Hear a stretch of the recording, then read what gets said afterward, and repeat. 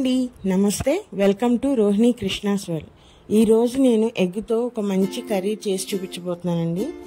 ఎప్పుడు చేసుకునే కర్రీ కాకుండా ఈసారి కొంచెం డిఫరెంట్గా చేయబోతున్నాను. కానీ టేస్ట్ మట్టుకి సూపర్ ఉంటుందండి ఈ కర్రీని మనం ఎవరైనా చేసుకోవచ్చు, అప్పటికప్పుడే చేసుకోవచ్చు, ఎటువంటి ప్రిపరేషన్స్ అవసరం లేదండి.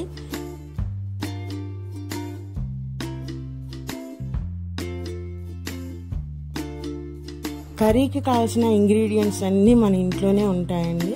మరి అంత ఈజీగా చేసుకునే కర్రీని ఎలా చేయాలో ఏంటో మీకు కూడా చూపిస్తాను. నా కిచెన్లోకి వెళ్ళిపోదాం పదండి. ముందుగా ఒక బాండీ పెట్టుకొని ఒక 2-3 స్పూన్ల ఆయిల్ వేసుకుంటున్నానండి. ఆయిల్ కొంచెం హీట్ ఎక్కగానే ఈ కర్రీకి మనకు కావలసిన గ్రేవీకి తగ్గట్టు మనము ఆనియన్స్ తీసుకోవాలి. గ్రేవీ మొత్తం ఈ ఆనియన్స్తోనే వస్తుందండి. అటు మనకి ఎంత గ్రేవీ కావాలో దానికి తగ్గట్టుగా ఆనియన్స్ తీసుకోవాలి. ఇక్కడ నేనైతే మీడియం సైజు ఉల్లిపాయలు ఒక 4 తీసుకున్నాను. వీటిని ఫస్ట్ ఆయిల్లో మనము ఫ్రై చేసుకోవాలండి. లైట్గా కలర్ చేంజ్ అయితే సరిపోతుంది. ఇప్పుడు ఈ కర్రీకి మనకు కావలసినంత స్పైసీ కోసము పచ్చిమిరపకాయలు యాడ్ చేస్తున్నాను. అలానే ఒక అరకట్ట కొత్తిమీర అండి. ఇవన్నీ మొత్తం కలిపి ఫ్రై చేసేసుకోవాలి. ఈ కర్రీకి స్పైసీ మొత్తం పచ్చిమిరపకాయల ద్వారానే వస్తుందండి. అందుకని మనకు ఎంత కావాలో అన్ని పచ్చిమిరపకాయలు వేసేసుకోవాలి. ఇక్కడే వాటిని కూడా కొంచెం ఫ్రై చేసేసి మనం చల్లారనిచ్చేయాలి. చల్లారబెట్టుకున్న మొత్తాన్ని మనం మిక్సీ జార్లో వేసుకోవాలి. అట్లానే ఇప్పుడే మనము ఒక 5-6 జీడిపప్పులు కూడా వేసుకొని కొంచెం వాటర్ పోసుకొని మెత్తటి పేస్ట్ ప్రిపేర్ చేసుకోవాలండి. ఇదే మన కర్రీకి గ్రేవీ మసాలా.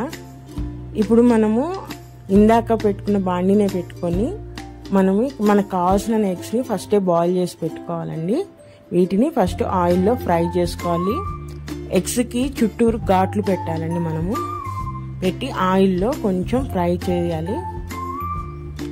కొంచెం కలర్ కోసం నేను ఒక 1/2 స్పూను పసుపు కూడా వేసుకొని ఫ్రై చేస్తున్నాను.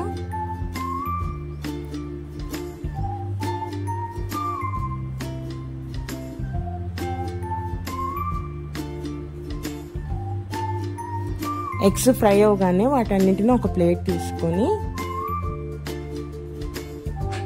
అదే ఆయిల్లో మనము ఇప్పుడు కర్రీ ప్రిపేర్ చేసేసుకున్నామండి.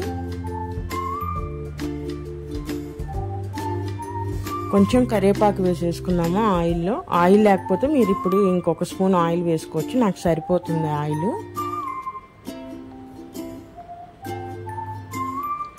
కరివేపాకు కొంచెం ఫ్రై అవ్వగానే మనం ఇందాక రెడీ చేసి పెట్టుకున్న ఆ గ్రేవీ మిక్స్ మొత్తం వేసేస్తున్నానండి.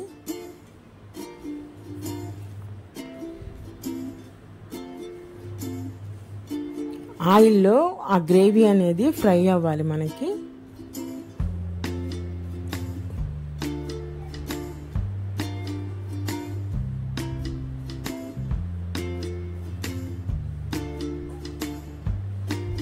కొంచెం లైట్గా కలర్ కోసమని మీకు ఒక 1/2 స్పూన్ కారం వేస్తున్నాను. అలానే గ్రేవీకి సరిపడా సాల్ట్ అండి. అలానే గరం మసాలా అండి. ఇక్కడ నేను 2 స్పూన్స్ వేసుకుంటున్నాను.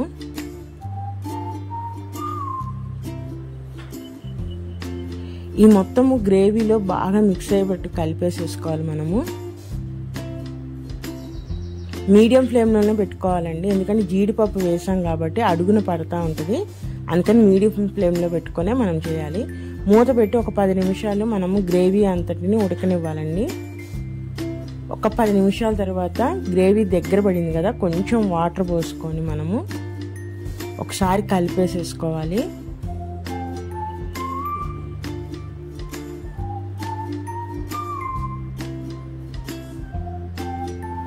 ఇప్పుడు ఇందాక మనం ఆయిల్లో ఫ్రై చేసుకున్న ఎగ్స్ అన్నిటిని ఆ గ్రేవీలో వేసేసేయాలండి.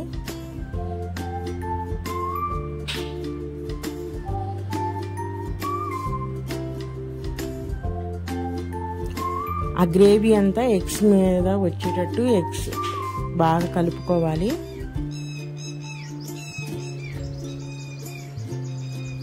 ఇప్పుడు మీడియం ఫ్లేమ్లో పెట్టేసుకొని స్టవ్ అనేది మనం మూత పెట్టేసి 10 నిమిషాల పాటు మనము ఉడికించుకోవాలండి. దీనివల్ల ఏమవుతుందంటే ఆ గ్రేవీలో ఉన్న ఆ ఫ్లేవర్స్ అన్నీ మన ఎగ్ లోపలికి కూడా వెళ్ళి ఎగ్ కూడా చాలా టేస్టీగా ఉంటుంది. చూసారా, చుట్టూరు ఆయిల్ కూడా బయటకు వచ్చేసింది కదా. మన కర్రీ అనేది రెడీ అయిపోయిందండి.